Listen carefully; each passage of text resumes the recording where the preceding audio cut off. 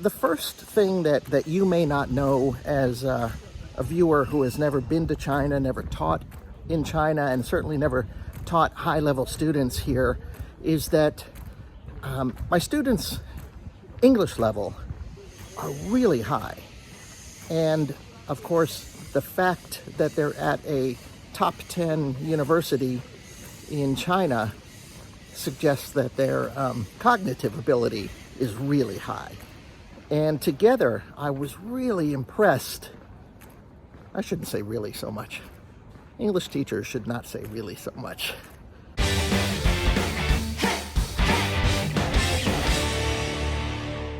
And suddenly, it's over. I'm just walking out of my final class of the semester. My final class teaching at Wuhan University in Wuhan, China, after 4 years here, and just trying to piece together the emotions and what it all means. Let me set the timetable, what it all means first.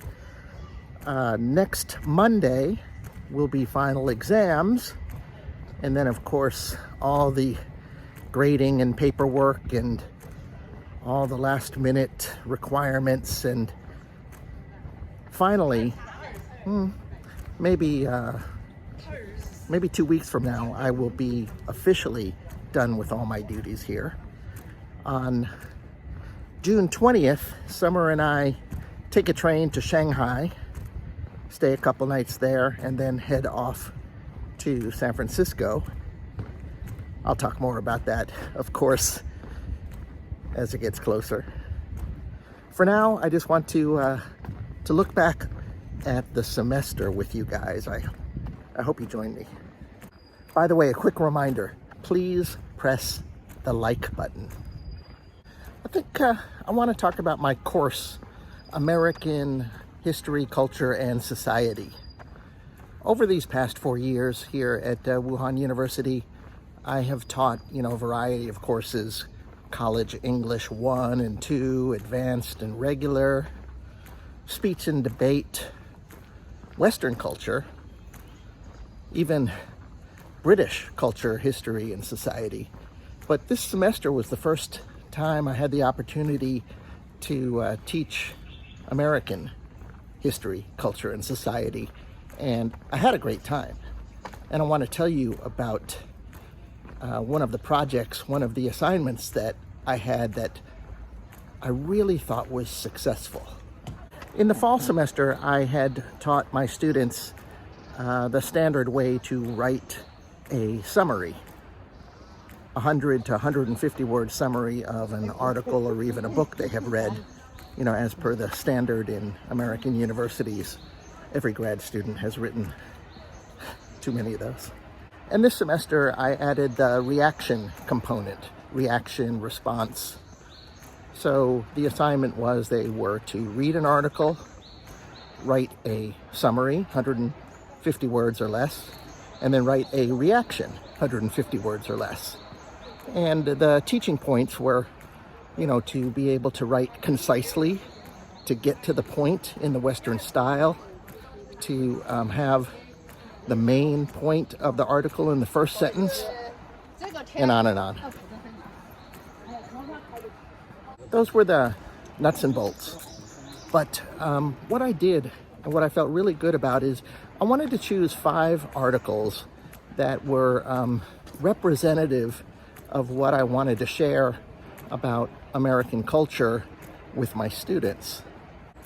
The kind of information that they may or may not be able to find, through Chinese English language media or Chinese language media, and definitely from an American perspective.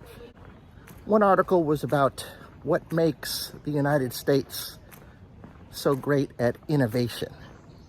Another was guns, gun restriction laws, and the situation about why it's so difficult to make restrictions.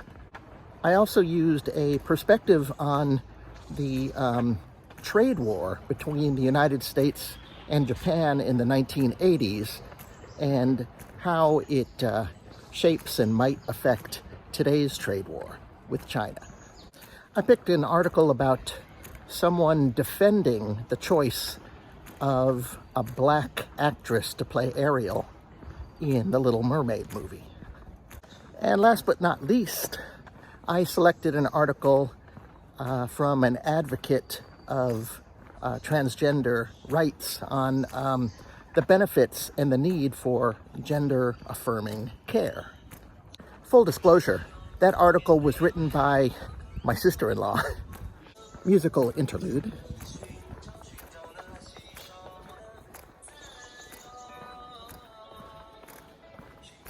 And full disclosure, too, I changed the name of the writer of the article because I didn't want to influence anybody who saw that she happened to have the same last name as I do. Anyway, I thought it was a really good cross-section of articles dealing with issues that they might be interested in from an American perspective. And the results were amazing. The first thing that you may not know as a viewer who has never been to China, never taught in China, and certainly never taught high-level students here, is that my students' English level are really high. And of course, the fact that they're at a top 10 university in China suggests that their cognitive ability is really high. And together, I was really impressed. I shouldn't say really so much. English teachers should not say really so much. Let's just say I was impressed by their writing, by their thoughts, by their perspectives. This being a visual medium, and I really hope you enjoy the beautiful trail, the green, the trees, the forest just up the mountain from my university. This being a visual medium, I wrestled with how could I present some of their thoughts. And I think I'm not going to read them to you. I will show you a couple of them from the gender-affirming care reactions to my sister-in-law's article. I just thought they were tremendous. Take a look.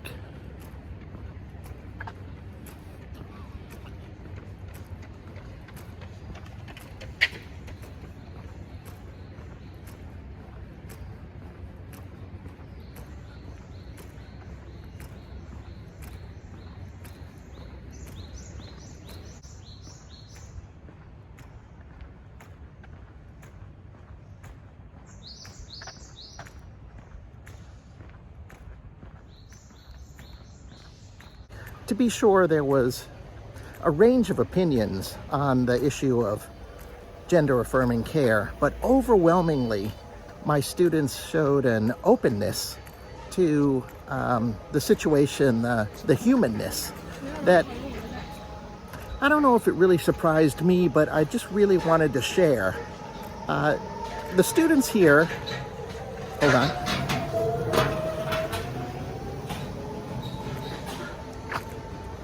The students here, perhaps like students, all over the world, are open where some older generations are closed. And probably in a country like China, it is much more apparent and evident because of, just the nature of this traditional culture. But I just loved it. Finally today, I just want to offer some thoughts on teaching, and particularly my experience teaching here at Wuhan University. One of the challenges for me, probably for any teacher, is that you don't always see the results. Test scores. I don't really give a shit about test scores, and especially in what I'm teaching. You don't always, you don't see if you have actually made a difference, if you've actually made a big difference, a small difference, any difference at all. And the metric. What would be the metric for that? Like I said, I am not teaching to the test here. And if you're a reflective teacher, you don't take too much credit either. I mean, I'm getting these guys at, 19, 18 years old after they've had, way over a decade of instruction, of studying, of fine teachers. And so, it's kind of like if you were coaching a basketball team and Stephen Curry joined your team and suddenly you're a great coach, right? Oh, no knock on Steve Kerr. Not a knock on Steve Kerr. Love Steve Kerr. And in the environment of teaching at a Chinese university, unless you are teaching, specified graduate courses, your classes are big. My classes average around 30 students, which, at times makes it really difficult for a class that I would like to focus on oral English. There's just not that many minutes in a class. So it's difficult, and I don't want to take too much credit. I just want to, appreciate them. And, I'm always gratified when my students tell me, that I have had an impact. And, I've had a really great 4 years here. And maybe this semester was the best because I was teaching American culture. I didn't hold back, and my students didn't either. Well, maybe they did. I think it's in their nature to be polite. We did avoid politics for the most part. But we had a great exchange of, the Chinese view on American culture. I mean, ranging from anything, but especially things like guns, gender-affirming care, the tipping culture. Oh, the tipping culture. Don't get me started. Actually, I think I will probably do a whole video once I return to America on the tipping culture. I'm not ready for this. I've clearly strayed off the mark here, so I think I'm going to end this video. Really want to thank you guys for watching. I appreciate it. Press the like button if you haven't already. Like. And share this video. Sharing is caring. Drop a comment below. I'd love to hear your thoughts. And if you haven't already subscribed to my channel, subscribe. The birds want you to do it. Yeah, they're saying subscribe. I know their language. I'm a teacher. All right, guys, take care. Till next time, bye.